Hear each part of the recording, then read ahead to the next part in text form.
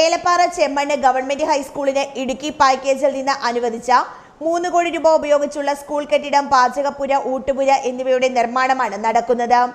ഏലപ്പാറ ഗ്രാമപഞ്ചായത്ത് പ്രസിഡന്റ് മറിയാമ്മ തോമസിന്റെ അധ്യക്ഷതയിൽ കൂടിയ യോഗം പീരുമേട് MLA വാടൂർ സോമൻ ഉദ്ഘാടനം ചെയ്തു.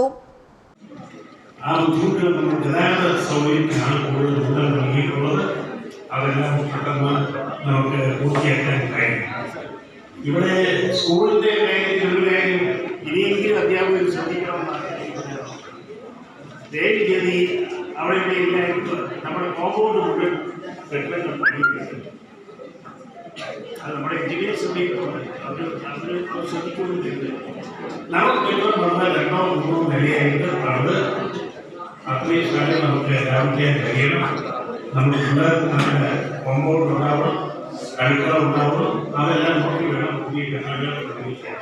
ഇതിപ്പം നമുക്ക് വിസ്തൃതമായ സ്ഥലമുണ്ടെങ്കിൽ ഓരോരോ ചെറിയ ചെറിയ കെട്ടിടങ്ങൾ വെച്ച് അത്.